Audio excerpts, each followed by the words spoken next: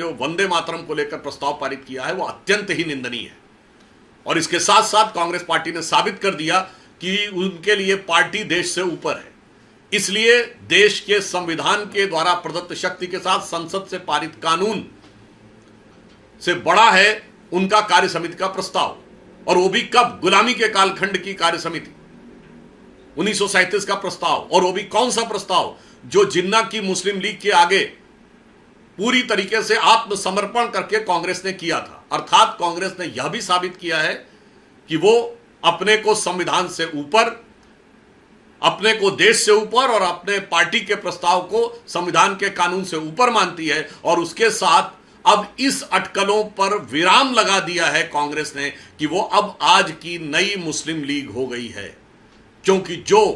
जिद मुस्लिम लीग की थी 1937 में वंदे मातरम को लेकर, वही जिद आज संसद से पारित कानून के बाद कांग्रेस पार्टी की है वंदे मातरम को लेकर।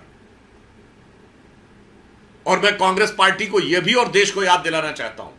कि यह जो इस कार्य समिति का उल्लेख उन्होंने किया है, यह 28 से 30 अक्टूबर 1937 को कलकत्ता में कांग्रेस वर्किंग कमेटी की मीटिंग में पारित हुआ था, जबकि उस समय कांग्रेस 1935 के गवर्नमेंट ऑफ इंडिया एक्ट के तहत ब्रिटिश सरकार के अधीन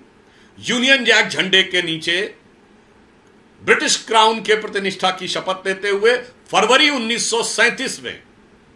राज्यों में अपनी सरकार बना चुकी थी। अर्थात गुलामी के कालखंड में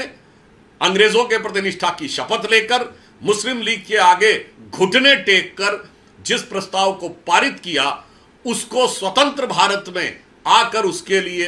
अड़ना अत्यंत ही दुर्भाग्यपूर्ण और कांग्रेस की देश के प्रति निष्ठा और संविधान के प्रति निष्ठा पर एक प्रश्न चिन्ह है। और साथ ही मैं कांग्रेस को यह भी याद दिलाना चाहता हूं कि इस कार्य समिति के प्रस्ताव के लिए नेहरू जी ने जिन्ना को लेटर लिखा 6 अप्रैल 1938 को,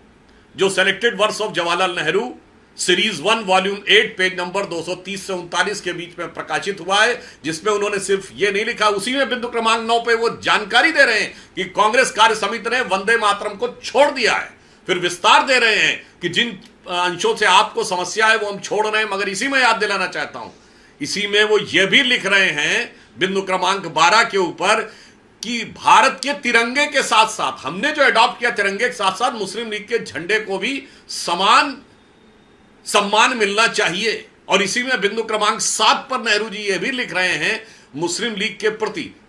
समर्पण करने की पराकाष्ठा है कि वो लिख रहे हैं कि सार्वजनिक रूप से काउ स्लॉटर यानी गो हत्या के लिए सार्वजनिक रूप से पूरी तरह अनुमति होगी। उन्होंने ये लिखा है कि मुस्लिमों के लिए सेपरेट इलेक्टोरेट होंगे, यानी ऐसे क्षेत्र होंगे जहां मुस्लिम ही चुनाव लड़ेगा और सिर्फ वही वोट करेगा। तो मुझे लगता है इतने शर्मनाक अध्याय को भूलने की बजाय, उसका सुधार करने की बजाय 21वीं सदी में उसे गले लगाकर अड़ना यह दर्शाता है कि आज कांग्रेस पार्टी की स्थिति, हम सिर्फ यह कह सकते हैं कि अब कोई संदेह नहीं है कि उनकी राष्ट्र के प्रति निष्ठा पूरी तरीके से संदिग्ध है, उनकी देशभक्ति पर प्रश्न चिन्ह है और स्वतंत्रता संग्राम के स्वयंभू एकमेव एक्सक्लूसिव कॉपीराइट होल्डर का दावा पूरी तरीके से उन्होंने तार तार कर